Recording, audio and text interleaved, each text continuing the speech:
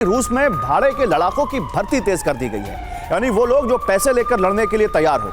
रूस में 4 लाख कॉन्ट्रैक्ट लड़ाकों की भर्ती होगी, ये कहा जा रहा है। Institute for the study of war का ये खुलासा है। वो कह रहे हैं कि कॉन्ट्रैक्ट फाइटर्स की यहां पर भर्ती रूस में शुरू हो गई और छोटे मोटा नंबर नहीं है, 4 लाख ऐसे लड़ाके हैं। यूक्रेन पर हमले के लिए सैन्य शक्ति बढ़ाने की तैयारी में है रूस। तो रूस को भी क्या कुछ ऐसा लगता है कि कुछ बड़ा होने वाला है और इसलिए वो भी यहां पर अपनी तैयारी करते हुए दिख रहा है। एक और बड़ी खबर, रूस ने यूक्रेन पर नए अटैक की तैयारी शुरू की है।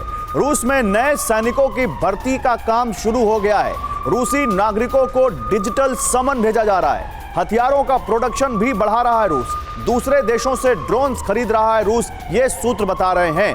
तो जो पिछले महीने 2 महीने में हमने देखा कि इस वॉर में कोई बड़ा अटैक नहीं हुआ और दोनों लोगों ने कहीं ना कहीं अपनी पोजीशंस को मजबूती से होल्ड करने की कोशिश की। दरअसल ये खुद को फिर से रीअरेंज करने की तैयारी है, जो अभी आगे दिख सकता है एक बड़े हमले के रूप में। आइए इसकी बात करते हैं। रूस की बड़ी तैयारी पर एक बड़ा खुलासा हुआ है। रूस ने गुपचुप तरीके से अपने यहां सैनिकों की भर्ती की है। रूस ने सैनिकों की भर्ती के लिए नए कानून बनाए हैं। रूस ने कॉन्ट्रैक्ट पर यानी भाड़े पर सैनिकों की भर्ती शुरू की है। और ज्यादा, रूस ने अपने सभी टैंकों को अपग्रेड करना शुरू किया है। रूस ने बाहर से ड्रोन की भारी खरीदारी की है। ये सब सूत्रों के हवाले से खबर है।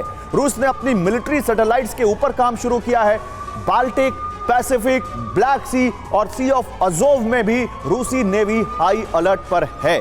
अम्बेसडर मल्होत्रा, मैं आपके पास आना चाहता हूं। अम्बेसडर मल्होत्रा, देखिए ये जो सारी चीजें हैं ये कहीं ना कहीं किसी बड़े हमले की तरफ इशारा करती हैं, लेकिन मैं आपसे जानना चाहता हूं, पिछले दिनों जो नेटो के चीफ गए कीव में, उन्होंने जो वहां पर बातें कही, स्वीडन गए अमेरिका के रक्षा मंत्री, वहां उन्होंने जो बातें कही, फिर जर्मनी में जो मिलते हैं, फिर वो कहते हैं कि जुलाई में नेटो में कहीं ना कहीं यूक्रेन प्रेशर डाल रहा है।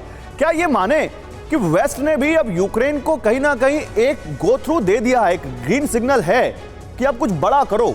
ये 14 महीने हो गए और रूस ज्यादा अपर हैंड पे दिखता है।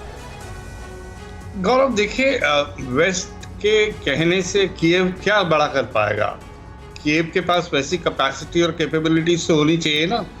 कीव तो ज़ेलेंस्की बार बार ये कहते हैं कि मुझे आप वो सब चीज नहीं दे रहे जिसकी मुझे जरूरत है। ज़ेलेंस्की तो काफी समय से कह रहे हैं कि यूक्रेन का राइट है कि रशिया की टेरिटरी में घुस के रशिया पे अटैक किया जाए, लेकिन उसे रोक के रखा गया है। और अगर ये आप जो बेलग्राड ये अभी जो गिरा है, इसमें जो बॉम्ब गिरे हैं, जो रशिया कह रहा है कि उनकी गलती से गिरे हैं, अगर मान लीजिए कीव की तरफ से भी आए तो मुझे लगता है कि दोनों तरफ से इस पे लीपापोती की जा रही है, क्योंकि ये रेड लाइन ही यही है कि वार जोन को कीव की टेरिटरी के अंदर ही रखना है, इससे बाहर नहीं करना है। अगर यूक्रेन से बाहर होता है तो फिर वो किसी ना किसी नेटो कंट्री में चला जाएगा तो वॉर बहुत बढ़ जाएगी। और रशिया की अपनी टेरिटरी पे चला गया तो रशिया फिर और भी ज्यादा खतरनाक तरीके से हमले शुरू कर देगा।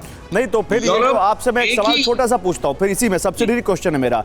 ये जो बार बार स्प्रिंग ऑफेंसिव, काउंटर ऑफेंसिव की बात आ रही है, क्या आपको भी लग रहा है कि ये वॉर कुछ एक बड़ा रूप लेने वाली है, जो तैयारी दिखती है यूक्रेन की और रूस की? जी हाँ, दोनों तरफ से देखिए, ये वॉर इतना साल से ऊपर चल गई है तो दोनों तरफ से इस बात को किसी भी चीज को नजरअंदाज नहीं किया जाएगा। और दोनों ही तरफ से इस तरह की तैयारी की जा रही है, ये सोच के तैयारी की जा रही है कि ये लड़ाई लंबी चलेगी और इसकी इंटेंसिटी आने वाले समय में और आगे बढ़ सकती है। तो ये थ्योरेटिकल जो चीजें हैं, in neither side would like to be caught by surprise. तो दोनों तरफ से तैयारियां बराबर रहेंगी, दोनों तरफ से सिग्नलिंग भी होती रहेगी। जितनी तैयारी है उससे डबल की बात भी की जाएगी, ताकि सामने वाले को लगे कि हम पूरी तरह से सचेत है, सतर्क है। अब उसमें कितना ये मतलब वही बात है, सिग्नलिंग भी यहाँ पर पूरी तरह से जोरों पर है कि आ जाओ, आप देख लेंगे।